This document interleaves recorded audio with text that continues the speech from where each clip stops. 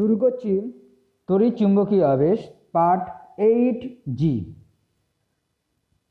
প্রশ্ন আকারে দিয়েছি, দুটি সলিনয়েড একে অপরের সঙ্গে অঙ্গাঙ্গিভাবে জড়িত বা পরস্পরভাবে জড়িত থাকলে তাদের পারস্পরিক আবেশাঙ্ক নির্ণয় করো।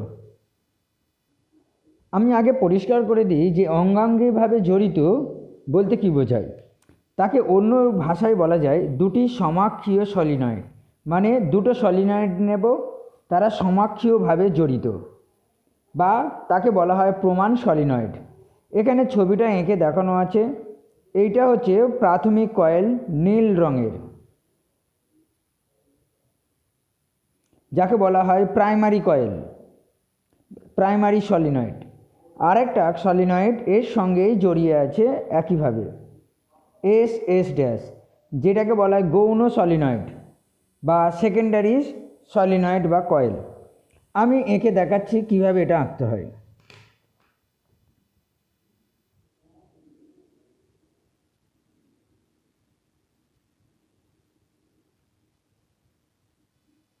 দেখো, এটা হচ্ছে প্রাইমারি কয়েল বা প্রাইমারি সলিনয়েড।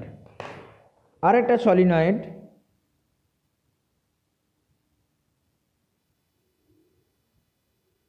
এইভাবে জড়ানো থাকে। মনে রাখো, ট্রান্সফরমারে কিন্তু এইভাবে জড়ানো থাকে। এটা হচ্ছে এস, এটা হচ্ছে এস ড্যাশ। এই যে কমন দৈর্ঘ্যটা, এই কমন দৈর্ঘ্যটাকে বলা হবে এল, অর্থাৎ প্রমাণ সলিনয়েডের দৈর্ঘ্য। যা কিছু আমাদের হিসেব নিকেশ এইটুকুর মধ্যে করতে হবে। ওকে, মনে রাখবে প্রাইমারি কয়েলের পাক সংখ্যা আর সেকেন্ডারি কয়েলের পাক সংখ্যা এক হতেও পারে, আবার নাও হতে পারে। এই আঁকাটা আর একটু অন্যভাবেও আঁকা যায়, মানে এটা নিচের দিকে করেছি, এটা উপরের দিকেও করা যায়।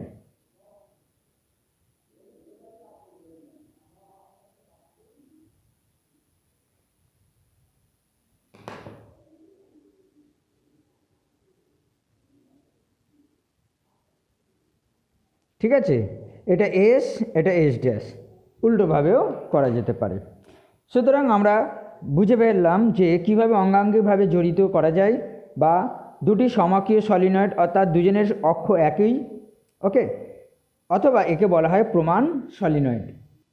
আচ্ছা, আমাদের কি লিখতে হবে?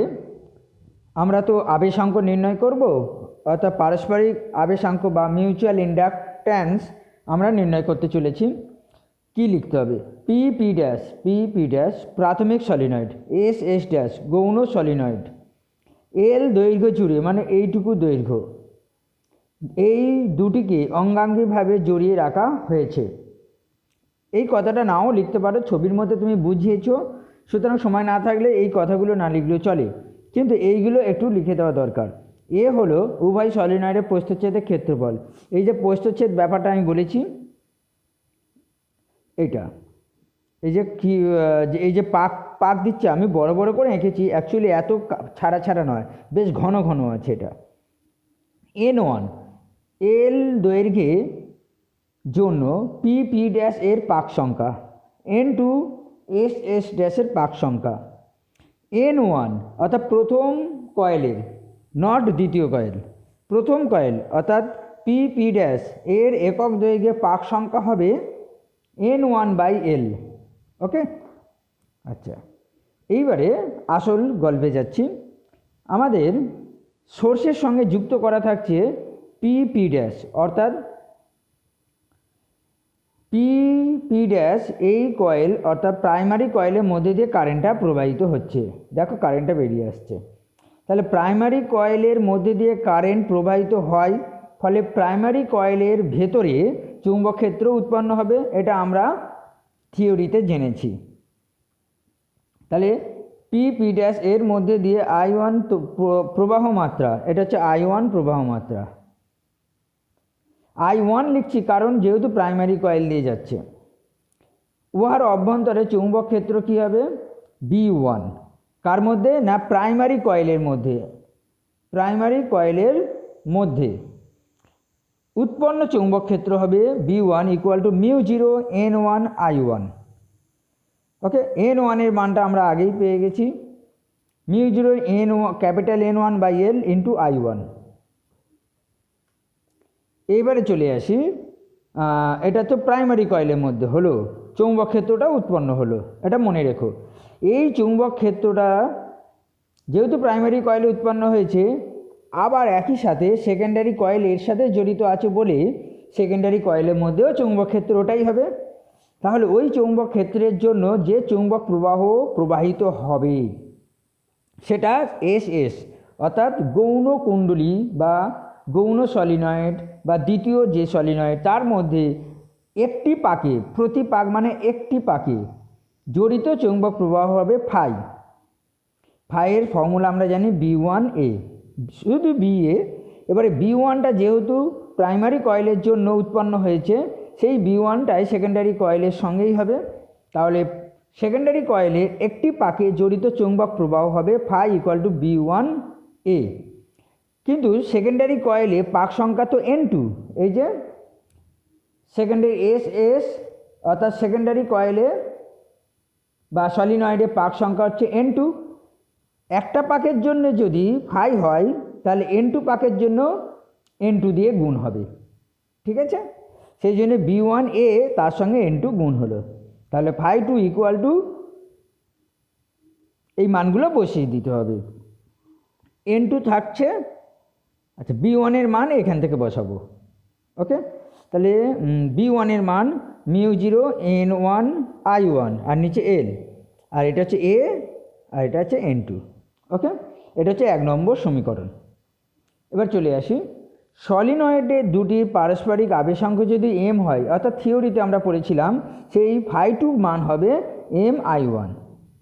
এটা হচ্ছে সরাসরি দুটি সলিনয়েডের পারস্পরিক আবেশাঙ্কের formula, phi 2 equal to MI1, 2 নম্বর সমীকরণ। আর এইটা হচ্ছে আমরা থিওরি থেকে পেলাম। তাহলে এই দুটো যদি সমান হয় তাহলে M এর মান হবে এই পার্টটা, ওকে? তাহলে mu equal to mu zero N1 N2 A by L, এটা 3 নম্বর সমীকরণ। যদি N1 আর N2 দুজনেই সমান হয়, হ্যাঁ, তাহলে সেক্ষেত্রে কি হবে?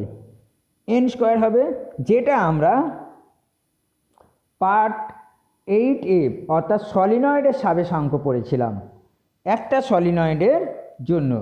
তো সেক্ষেত্রে L এর মান অর্থাৎ সাবেশাঙ্কের ফর্মুলা ছিল mu zero N square A by L, okay? আর এইটা যেহেতু দুটি কয়েল আছে সেই জন্যে N1 N2, বাকি সব কিন্তু ঠিক আছে। এবার আনুষঙ্গিক কিছু আলোচনা দেখে নাও।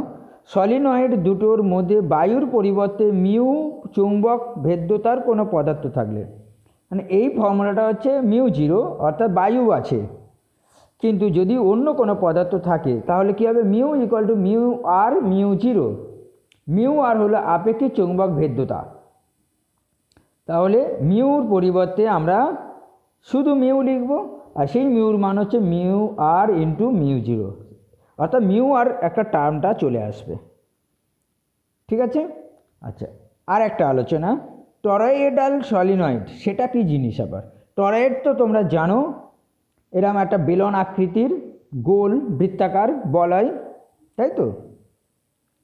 এই বলয়ের একটা সাধারণ অক্ষ আছে মাঝখানে, যেটা কিনা তার গড় ব্যাসার্ধ, তাহলে বলয়ের গড় ব্যাসার্ধ হচ্ছে আর, আর দৈর্ঘ্যটা হচ্ছে এই যে অক্ষের এই যে ডট ডট ডট ডট সাধারণ অক্ষ, এই অক্ষটার পরিধি 2πr। আর কিভাবে আমি প্রাইমারি কয়েলটা এঁকেছি আর সেকেন্ডারি কয়েলটা এঁকেছি দেখিয়ে দিলাম, ঠিক এই রকমই। তাহলে সেক্ষেত্রে M এর মানটা হবে L এর যে মান 2πr, এইটাই শুধু বসিয়ে দিতে হবে। এইটা যদি আমরা 4 নম্বর সমীকরণ ধরি, এইটা ধরবো 5 নম্বর সমীকরণ, তাহলে 4 নম্বর সমীকরণ থেকে L এর মান 2πrটা শুধু বসিয়ে দেবো, তাহলেই হয়ে যাবে। দ্বিতীয় প্রশ্ন, কোনো প্রমাণ সলিনয়েডের, মানে একটু আগে যেটা আলোচনা করছিলাম, ক্ষেত্রে প্রাথমিক সলিনয়েডের সাবেশাঙ্ক L1, গৌণ সলিনয়েডের সাবেশাঙ্ক L2 হলে দেখাও যে প্রমাণ সলিনয়েডের পারস্পরিক আবেশাঙ্ক M equal to √L1 L2। এক্ষেত্রে সংযোগ গুণক কে এর মান কত হবে? তো আমাকে আগে এটা প্রমাণ করতে হবে, তারপরে কে এর মানটা আমরা জানব। তো চলো, প্রমাণ সলিনয়েডের দৈর্ঘ্য এল, অর্থাৎ ছবিটা আমি আর আঁকলাম না, এই ছবিটাই হবে, ঠিক আছে।